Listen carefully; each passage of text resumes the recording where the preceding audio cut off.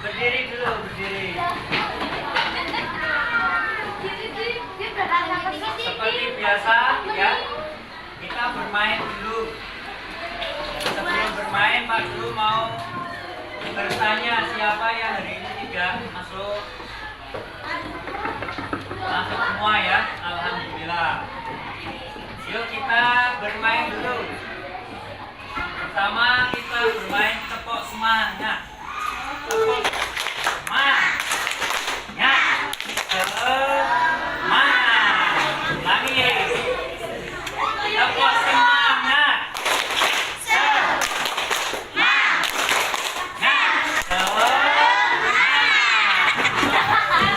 Tangan di depan. Tangan di depan. Kalau Pak Guru bilang merah, tangan kanan ke pundak ya. Putih, tangan kiri ke pundak. Siap. Kalau merah, tangan kanan. Kalau putih, tangan kiri. Siap. Merah. Kembali. Putih. Kembali. Merah. Kembali. Merah. Putih. Merah. Putih.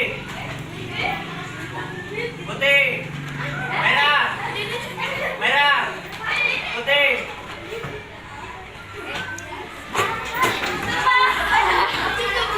Nah ya.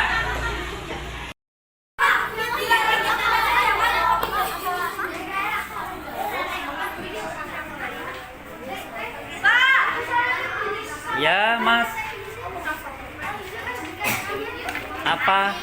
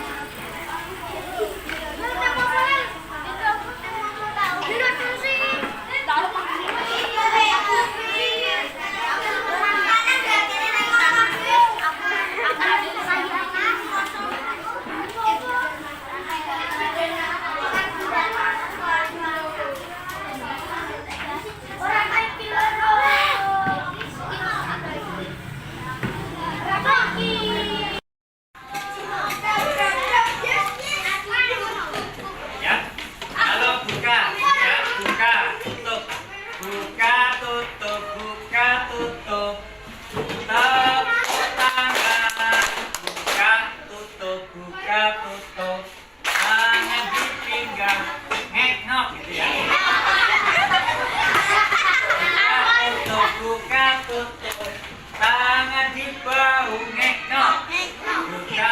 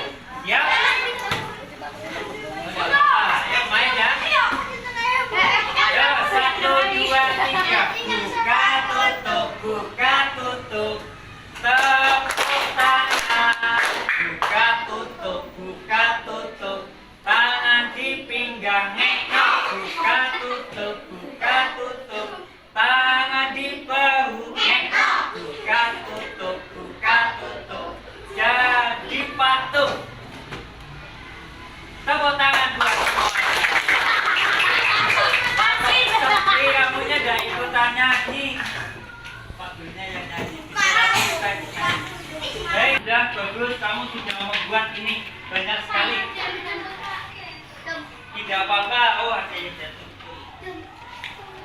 Kita bacakan ya, tapi tidak menyebut nama. Kita baca satu. Membuang sampah pada tempatnya. Sepakat tidak? Sepakat. Acungi jempol kalau sepakat. Ya, terima kasih. Lagi. Sesama teman harus saling tolong menolong. Sepakat tidak? Sepakat. Lanjut lagi. Membantu satu sama lain. Sepakat tidak? Podo wae. Tidak apa-apa. Terus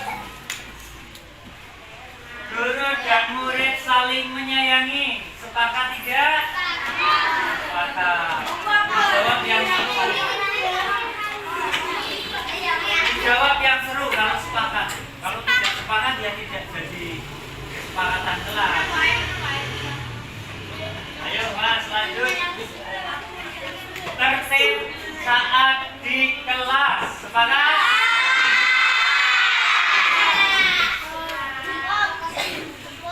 Teman harus saling menghargai. Sepakat?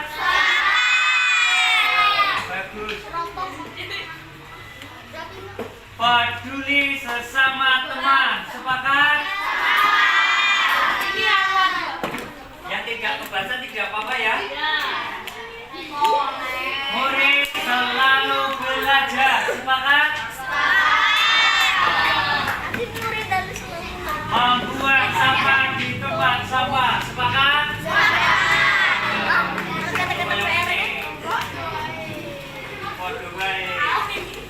Teman yang kesulitan menulis, saya akan membantunya. Bagus. Sepakat?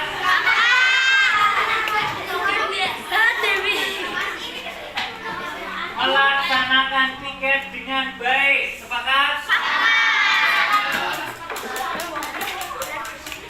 Meminjam barang harus dikembalikan di tempatnya. Sepakat?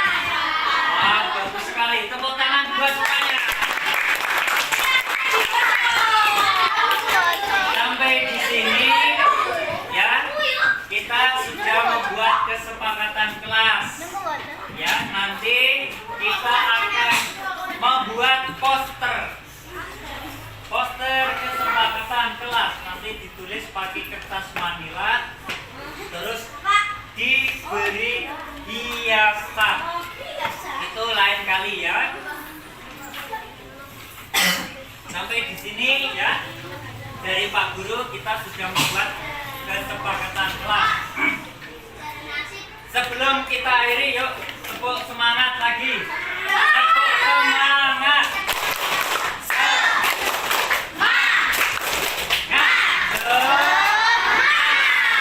Dari Pak Guru cukup sekian. Assalamualaikum warahmatullahi wabarakatuh.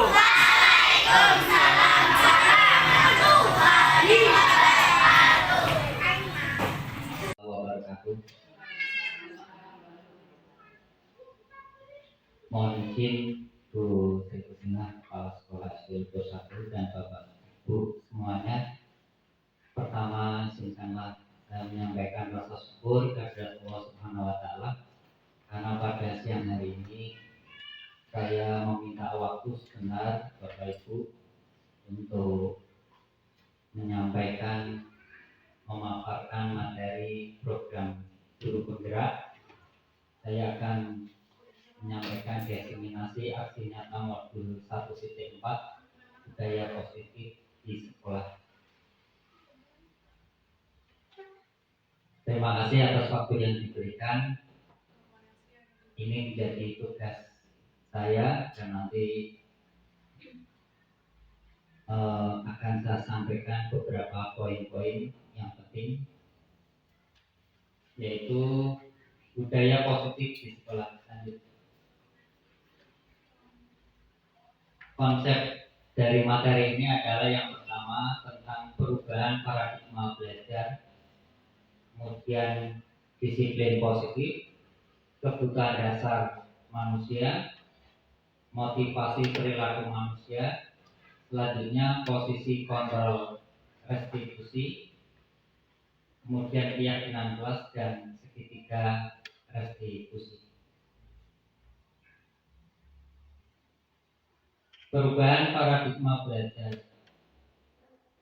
Pembelajaran dengan paradigma baru dirancang berdasarkan prinsip pembelajaran yang terdiferensiasi sehingga siswa belajar sesuai dengan kebutuhan dari tahap perkembangan untuk mewujudkan profil belajar Pancasila. Sudah kita ketahui semua, profil belajar Pancasila ada 6 dimensi: beriman, bertakwa kepada Tuhan Yang Maha Esa dan berakhlak mulia, berkepentingan global, bergotong royong, kreatif, bernalar kritis, dan mandiri. Kemudian disiplin positif. Dalam budaya kita, makna kata disiplin dimaknai menjadi sesuatu yang dilakukan seseorang pada orang lain untuk mendapatkan kepatuhan. Kita cenderung menghubungkan kata disiplin dengan ketidaknyamanan. Sebagai pendidik, tujuan kita adalah menciptakan anak-anak yang memiliki disiplin diri sehingga mereka bisa berperilaku dengan mengacu pada nilai-nilai kebijakan universal dan memiliki motivasi intrinsik dalam melakukan ekstrinsik. Disiplin positif merupakan salah satu cara penerapan disiplin yang bertujuan untuk menumbuhkan kesadaran, kebersihan hidup, kebutuhan kasih sayang dan rasa diterima, penguasaan, kebutuhan kebebasan, dan kebutuhan kesenangan. Kemudian ada beberapa motivasi yang dilakukan oleh anak-anak di sekolah. Yang pertama, bisa jadi anak termotivasi karena menghindari ketidaknyamanan sehingga dia melakukan sesuatu. Yang kedua, menghargai nilai-nilai kebajikan diri sendiri. Ini murid melakukan disiplin diri karena sadar akan nilai kebajikan dirinya. Ini merupakan motivasi intrinsik karena ingin dihargai. Kemudian mendapat imbalan atau penghargaan dari orang lain. Murid melakukan disiplin diri karena ia ingin mendapat imbalan. Ini merupakan motivasi ekstrinsik. Masalah nanti kita akan temukan mana itu hukuman, penghargaan, konsekuensi, dan restitusi. Nah, kita akan mengetahui beberapa konsep untuk mendisiplinkan. Contoh yang membentuk identitas gagal itu yang pertama hukuman, karena sifatnya menyakitkan, tidak nyaman, sehingga murid takut, menyiksa murid, kemudian murid menyembunyikan kesalahan dan murid menjadi tidak ramah. Demikian juga penghargaan, ternyata penghargaan juga tidak efektif, merusak hubungan, mematikan kreativitas, menghukum dengan sistem ranking, merampas hak menghargai diri. Sedangkan yang mendekati sempurna adalah konsekuensi, itu penguatan tapi jangka pendek. Kemudian selalu memonitoring, ada stimulus, kemudian murid menghormati peraturan, tapi kehilangan waktu untuk merenungi kesalahan. Sedangkan yang paling sempurna adalah restitusi, murid menjadi bertanggung jawab, fokus pada pemecahan masalah, bersifat jangka panjang, murid menghormati dirinya dan orang lain. Kemudian ada teori kontrol, terus murid bersemangat memperbaiki kesalahan. Nah, disiplin yang paling sempurna adalah melakukan pendekatan restitusi. Apa itu restitusi? Menurut Botani 2004, restitusi adalah proses menciptakan kondisi murid untuk memperbaiki kesalahan sehingga mereka kembali pada kelompok mereka dengan karakter yang lebih kuat. Ciri-cirinya yaitu bukan menebus kesalahan namun belajar dari kesalahan, memperbaiki hubungan, tawaran bukan paksaan, menuntut untuk melihat ke dalam diri, mencari kebutuhan dasar yang mendasari tindakan, kemudian fokus pada karakter bukan tindakan memuaskan, dan fokus pada solusi.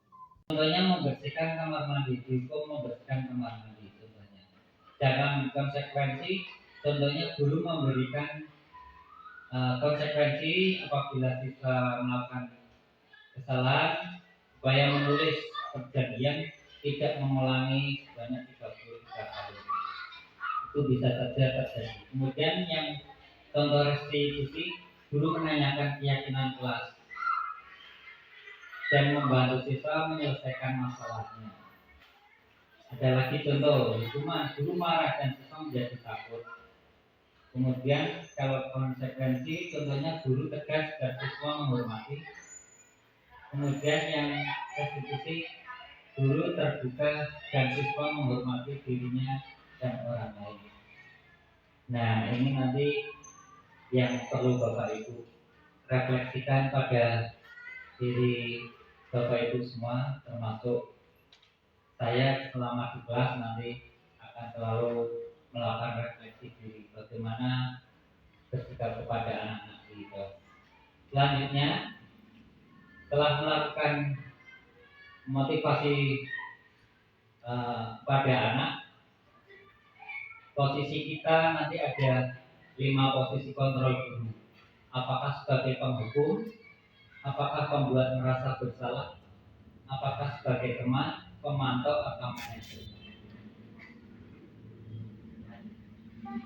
Kalau sebagai penghukum itu anak harus mematuhi aturan sekolah, seperti berdiri di lapangan itu hukuman. Kalau membuat merasa bersalah, sebenarnya barangkali guru harus memberitahu kamu, guru kecewa sama kamu. Kata-kata yang sering kita sampaikan itu justru membuat anak merasa bersalah. Sedangkan contoh bagi teman, ayolah yang tertib, buat bu guru bangga. Kali ini tidak apa-apa kamu salah. Nah, kata-kata itu dikategorikan sebagai posisi teman. Kemudian kalau sebagai pemantau, kamu sudah melanggar peraturan apa? Apa konsekuensinya? Biasanya sudah ada aturan yang sudah dibuat, sehingga tinggal menanyakan konsekuensinya. Kemudian posisi manajer, apakah kamu tahu kesalahanmu? Kira-kira bagaimana kamu akan memperbaiki kesalahan? Nah, ini teman-teman posisi-posisi kontrol yang dilakukan dulu. Kira-kira yang paling sempurna itu di posisi kontrol yang apa ini? Kalau saya tanyakan, yaitu posisi manager. Tapi dalam tujuan pembelajaran ini minimal itu kita diupayakan supaya menjadi posisi pemantau, syukur-syukur sampai kepada manajer. Dan menjadi teman saja itu belum tepat menurut aturannya. Karena nanti anak menganggap kita itu sebagai teman biasa, sehingga apa yang kita sampaikan menjadi kurang efektif. Lanjut. Nah, selanjutnya adalah keyakinan.